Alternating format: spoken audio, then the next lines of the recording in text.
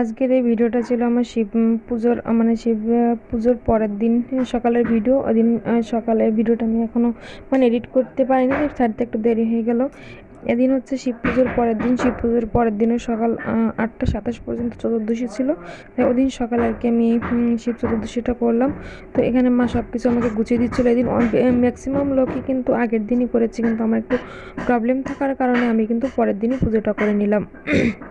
ভাবলাম যে না করার থেকে তারপরেও মানে একদমই করবো না, বাদ দেবো, তার থেকে আমি পরের দিন যদি থাকে সেটুকানি করি। তো পরের দিন 8টা 27 পর্যন্ত ছিল, তাই আমি পরের দিন সকালেই ঠাকুরের মাথায় জলটা ঢেলে নিলাম। তো দেখো তারপরে পুজো কমপ্লিট করে আমি এখানে একটু আলতা পরে নিলাম।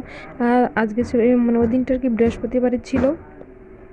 তো বৃহস্পতিবারের দিন বা যে কোনো পুজো পার্বণ আমার একটু আলতা পরতে একটু বেশি ভালোই লাগে, তাই আমি আলতাটা একটু পরে নিলাম। আর তারপরে মানে পুজোটা কমপ্লিট করে তেমন কোনো ছিল না আর কি, কাজ ছিল না, তাই এখানে বসে বসে আমি আলতাটা পরছিলাম।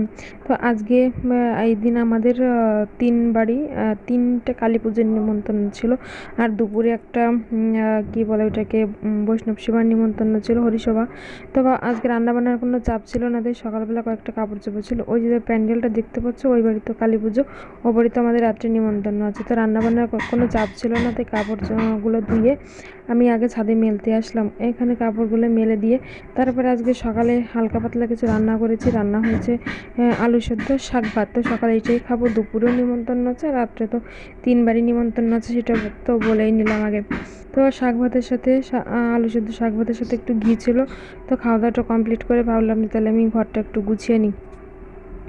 বাবাই বাড়ি ছিল না, বাবাই আবার ওর পিসির বাড়িতে গিয়েছিল। তো সেই ভাবলাম এই সুযোগে তাহলে আমি একটু ঘরটা গুছিয়ে নিই। আর এই যে মোবাইলটা আমি এখানে স্ট্যান্ডে বসিয়েছিলাম, আমি না ঠিক বুঝতে পারিনি যে আলোর কারণে আর কি ভিডিওটি এরকম দেখা যাচ্ছে। যখনই আর কি ওই আলোটা মানে কি বলবো, আলোটা একটু মানে জানলার পাশে আমি যাচ্ছিলাম তখন স্পষ্ট দেখা যাচ্ছিলো, আবার যখন আমি সরে এসেছিলাম তখন পুরো ঘোরা দেখা যাচ্ছিলো। এটা আমি যখন পরে এডিট করছি তখন দেখতে পাচ্ছি।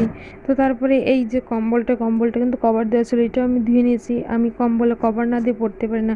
এখন এই কম্বলটা যখন মানে ময়লা হবে, ড্রাই ওয়াশ করি না, কিন্তু যখন ড্রাই ওয়াশ করা হবে কি ধোয়া হবে তখন ভীষণ কষ্ট হয়ে যাবে, যার কারণে আমি কম্বলে কভারটা দিয়ে পড়ি। আর এই যে এখন যাব বললাম না, দুপুরবেলা একবারই নিমন্ত্রণ আছে, তো এখন যাব সেই বাড়ি। তো তার জন্য আমি একটা শাড়ি পরে নিলাম। শাড়ি খুব একটা পরি না, খুব একটা কি শাড়ি পরাই হয় না। তো যদি কোথাও নিমন্ত্রণ থাকে তো তখন শাড়ি না পরলে তো আর হয় না। তো সেখান থেকে এসে দেখলাম যে আমার কাপড় চোপড়গুলো শুকিয়ে গেছে, সেগুলো এনে আমি একটু ভাঁজ করে রাখছিলাম। আর ওদিকে বাবাই ঘুমাচ্ছিল, ওকে ঘুম পাড়িয়ে রেখে কিন্তু আমরা নিমন্ত্রণ বাড়ি দুপুরে খেতে গিয়েছিলাম। শুধু গেলাম মানে বাড়ির পাশেই দুটো বাড়ি পরেই গেলাম আর খেয়েই চলে আসলাম। তো ওকে ঘুম পাড়িয়ে রেখে আমি এই যে আমরা সবাই খেয়ে এসে তারপরে কাপড়গুলো আমি যেগুলো ছিল ওগুলো আমি ভাঁজ করে নিচ্ছিলাম, ঘরটা একটু গুছিয়ে নিচ্ছিলাম। তো দেখো ঘরটা গোছানো কমপ্লিট হয়ে গেছে। এবার আমি সোফাটা গুছিয়ে নেবো, সোফার কভারটাও দিয়ে দিচ্ছি, এবার সোফার কভারটাও আমি পেতে নেবো। আর বাবা এখানে বসে খেলা করছিল, আর খেলনাগুলো সারা ঘরে ছড়ানো ছিটানো ছিল, তো সেগুলো আমি একটু গুছিয়ে নিয়ে তারপরে ঘরটা ঝাড়ু দিয়ে পরে সোফার কভারটা পেতে নেবো। তো আজকের ভিডিওটা আমি এখানেই শেষ করে দিচ্ছি। কেমন লাগলো অবশ্যই কিন্তু কমেন্টে জানিও।